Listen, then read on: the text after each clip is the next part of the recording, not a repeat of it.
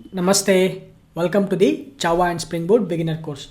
Previous ವಿಡಿಯೋದಲ್ಲಿ ನಾವು very first ಮೆಥಡ್ನ ಡಿಸ್ಕಸ್ ಮಾಡಿದ್ವಿ JPAದಲ್ಲಿ, ಓಕೆನಾ, ವಿಚ್ ಈಸ್ ಪರ್ಸಿಸ್ಟ್ ಮೆಥಡ್. ಆ ಮೆಥಡ್ ಯಾವ ರೀತಿ ವರ್ಕ್ ಆಗುತ್ತೆ, ಆ ಮೆಥಡಿಗೆ ನಾವು ಯಾವುದೆಲ್ಲ ಇನ್ಫಾರ್ಮೇಷನ್ನ ಪಾಸ್ ಮಾಡಬೇಕು, ಹಾಗೆಯೇ ಪ್ರಾಕ್ಟಿಕಲಾಗಿ ನಾವು ಎಲ್ಲ ಅನೋಟೇಷನ್ಸ್ನ ಡಿಸ್ಕಸ್ ಮಾಡಿದ್ವಿ.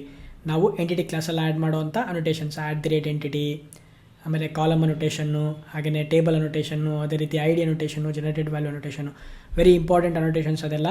ಅದೆಲ್ಲ ನಿಮಗೆ ಅರ್ಥ ಆದ್ರೇ ನೆಕ್ಸ್ಟು ನಿಮಗೆ ಕೋರ್ಸಲ್ಲಿ ಪ್ರೋಗ್ರೆಸ್ ಆಗೋಕ್ಕಾಗೋದು, ಓಕೆನಾ. ಅದಕ್ಕೋಸ್ಕರ ಆ ವಿಡಿಯೋನ ಮಿಸ್ ಮಾಡಿದ್ರೆ ಅಂತಂದರೆ ಡಿಸ್ಕ್ರಿಪ್ಷನ್ ಸೆಕ್ಷನಲ್ಲಿ ಆ ವಿಡಿಯೋ ಲಿಂಕ್ ಕೊಟ್ಟಿರ್ತೀನಿ, ಫಸ್ಟ್ ಆ ವಿಡಿಯೋನ ವಾಚ್ ಮಾಡಿರಿ. ಅದೇ ರೀತಿ ಚಾನಲಿಗೆ ಇನ್ನೂ ಸಬ್ಸ್ಕ್ರೈಬ್ ಆಗಿಲ್ಲ ಅಂತಂದರೆ ಸಬ್ಸ್ಕ್ರೈಬ್ ಆಗಿರಿ, ಕಮೆಂಟ್ ಮಾಡಿರಿ, ಹಾಗೆಯೇ ಲೈಕ್ ಮಾಡಿರಿ ವಿಡಿಯೋನ. ಓಕೆ, ಈ ವಿಡಿಯೋದಲ್ಲಿ ಬೇರೆ ಮೆಥಡ್ಸ್ನ ಕನ್ವರ್ಟ್ ಮಾಡ್ತಾ ಹೋಗೋಣ. ನಾವು ಪ್ರೀವಿಯಸ್ಲಿ ಒಂದು ಪ್ರಾಜೆಕ್ಟ್ನ ಯೂಸ್ ಮಾಡಬೇಕಾದ್ರೆ JDBC APIನ ಯೂಸ್ ಮಾಡಿದ್ವಿ. ಅಲ್ಲಿ SQL ಕ್ವೆರೀಸ್ನೆಲ್ಲ ಬರ್ದಿತ್ತಲ್ಲ, ಆ ಎಲ್ಲ SQL ಕ್ವೆರೀಸ್ನ ರಿಮೂವ್ ಮಾಡ್ತಾ ಹೋಗೋಣ. So let's go to IntelliJ. Next ಯಾವ ಮೆಥಡ್ ಇದೆ ನಮಗೆ, ಫೈಂಡ್ ಆಲ್. ಓಕೆನಾ, ಇದೇನು ಮಾಡುತ್ತೆ, JDBC ಟೆಂಪ್ಲೇಟ್ನ ಯೂಸ್ ಮಾಡಿ ಒಂದು SQL ಕ್ವೆರಿನ ಬರುತ್ತೆ, select star from users table. ಆ ಟೇಬಲಿಂದ ಎಲ್ಲ ರೆಕಾರ್ಡ್ಸ್ನ ನಾವು ಫೆಚ್ ಮಾಡಿ ಒಂದು ಯೂಸರ್ ರೋ ಮ್ಯಾಪರಿಗೆ ಒಂದು ಮ್ಯಾಪರ್ನ ಯೂಸ್ ಮಾಡಿ ನಾವು ಐಟ್ರೇಟ್ ಮಾಡ್ತಾ ಇದ್ವಿ, right. So it's A long process, ಹೌದಾ. ಪ್ರತಿ ಸಲ ಒಂದು ರೆಕಾರ್ಡ್ನ ಫೆಚ್ ಮಾಡಿ ನಾವು ಅದನ್ನು ಏನು ಮಾಡಬೇಕು, ರೆಕಾರ್ಡ್ ಬಂದಾಗ ನಮಗೆ SQL ಕ್ವೆರಿ ರೋ ಬರ್ತಾ ಇರುತ್ತೆ. ಆ ರೋನ ನಾವು ಜಾವಾ ಆಬ್ಜೆಕ್ಟಿಗೆ ಕನ್ವರ್ಟ್ ಮಾಡೋದಕ್ಕೆ ಈ ಒಂದು ಮ್ಯಾಪರ್ನ ಯೂಸ್ ಮಾಡ್ತಿದ್ವಿ, ಮ್ಯಾಪ್ ಟು ರೋ ಅಂತೇಳಿ. ಇಲ್ಲಿ ನಾವೇನು ಮಾಡ್ತಿದ್ವಿ, ರಿಸಲ್ಟ್ ಸೆಟ್ ಸಿಗ್ತಾ ಇತ್ತು, ನಮಗೆ ರೋ ನಂಬರ್ ಸಿಗ್ತಿತ್ತು, ಫಸ್ಟ್ನೇ ರೋನೋ ಸೆಕೆಂಡ್ನೇ ರೋನೋ ಯಾವುದಂತ ಇಂಡೆಕ್ಸ್ ಸಿಗ್ತಿತ್ತು ನಮಗೆ.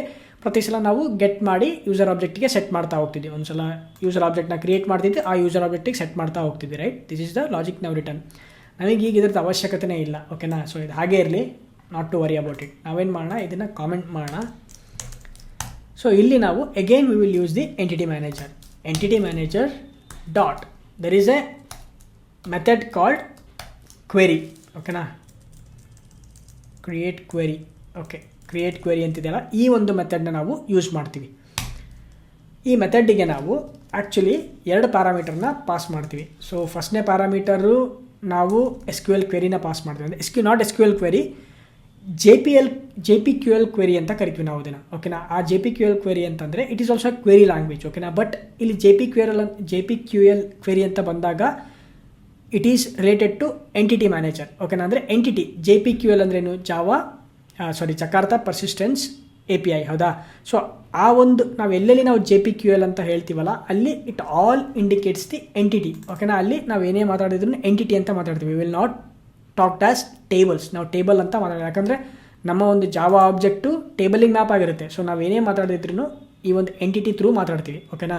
ಸೊ ಅದೇ ರೀತಿ ನಾವು ಇಲ್ಲಿ ರೆಪಾಸಿಟರಿ ಒಳಗೆ ಬರೀಬೇಕಾದ್ರೆ JPQL ಕ್ವೆರಿನ ನಾವು ಬರಿತೀವಿ.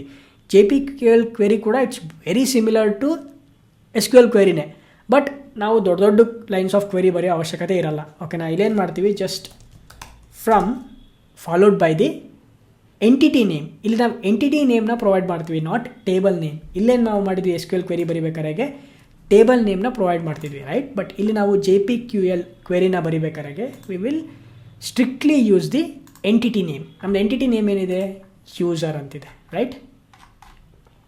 ಈ ಒಂದು ಕ್ಲಾಸ್ ನೇಮ್ನ ನಾವು ಪ್ರೊವೈಡ್ ಮಾಡ್ತೀವಿ. Entity name is nothing but a class name, ಹೌದಾ.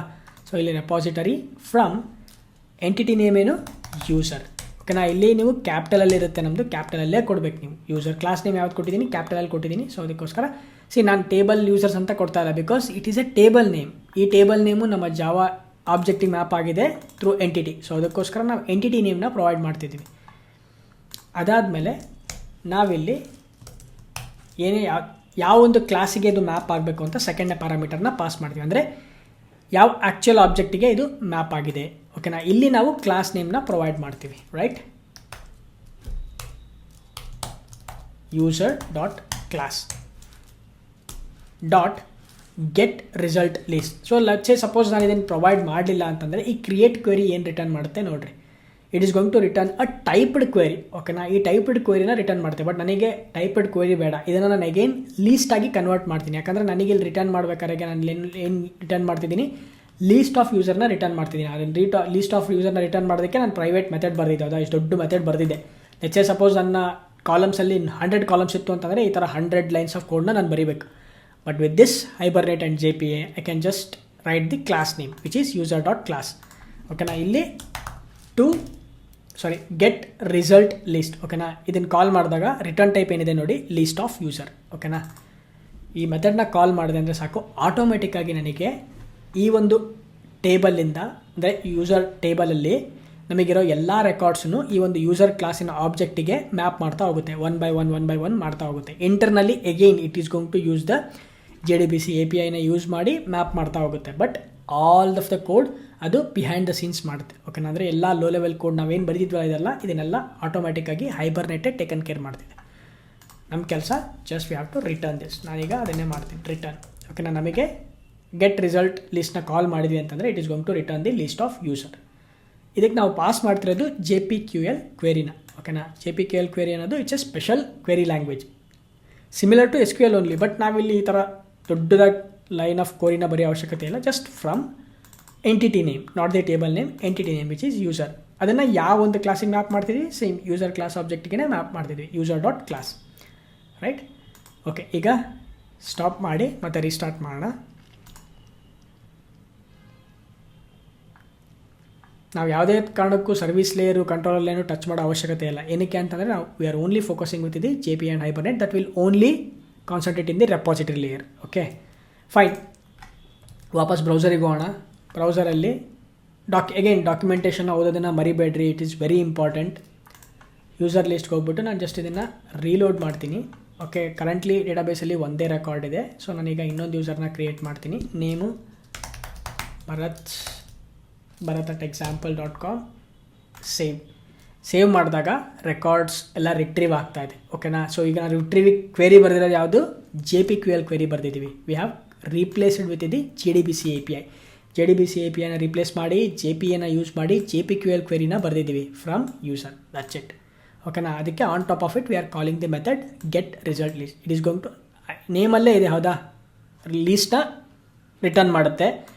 ಅದಾದಮೇಲೆ ರಿಸಲ್ಟ್, ಓಕೆನಾ, ನಮಗೆ ರಿಸಲ್ಟ್ ಸೆಟ್ನ ಪ್ರೊವೈಡ್ ಮಾಡುತ್ತೆ. ಓಕೆನಾ, ರಿಸಲ್ಟ್ ಸೆಟ್ ಅನ್ನೋದು ನಮಗೆ ಏನು ನಾವು ರನ್ ಮಾಡಿದಾಗ ನಮಗೇನು ರೋಸ್ ವ್ಯಾಲ್ಯೂಸ್ ಎಲ್ಲ ಬರುತ್ತಲ್ಲ ಅದನ್ನು ಒಂದು ರಿಸಲ್ಟ್ ಆಗಿ ನಮಗೆ ಲೀಸ್ಟಿಗೆ ಕನ್ವರ್ಟ್ ಮಾಡಿ ಆ ಒಂದು ರಿಸಲ್ಟ್ನ ನಮಗೆ ಪ್ರೊವೈಡ್ ಮಾಡೋದು. ಅದಕ್ಕೆ ಗೆಟ್ ರಿಸಲ್ಟ್ ಲೀಸ್ಟ್ ಅಂತ ಈ ಮೆಥಡ್ನ ಕಾಲ್ ಮಾಡ್ತೀವಿ.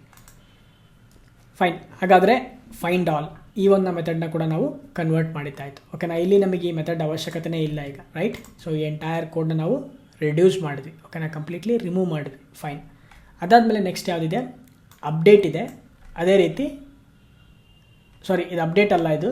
ಸೊ ಇದು ರೀಡ್. ಓಕೆನಾ, ಅಂದರೆ ಫಸ್ಟ್ ನಾವು ಅದನ್ನು ಒಂದು ಸಿಂಗಲ್ ಆಬ್ಜೆಕ್ಟ್ನ ನಾವು ರೀಡ್ ಮಾಡ್ತಾಯಿದ್ವಿ, ಅಂದರೆ ಸಿಂಗಲ್ ರೆಕಾರ್ಡ್ನ ನಾವು ರೀಡ್ ಮಾಡ್ತಾಯಿದ್ವಿ. ಅದಕ್ಕೆ ನಾವು SQL ಕ್ವೆರಿ ರೀಡ್ ಕ್ವೆರಿನ ಬರೆದಿದ್ವಿ. ಇಲ್ಲಿ ವೇರ್ ಕ್ಲಾಸ್ನ ಆ್ಯಡ್ ಮಾಡಿದ್ವಿ. Where ID is equal to parameter, ಏನು ಪ್ಯಾರಾಮೀಟರಿಂದ ಬರ್ತಿತ್ತಲ್ಲ ಅದನ್ನು ನಾವು ಪಾಸ್ ಮಾಡ್ತಿದ್ವಿ.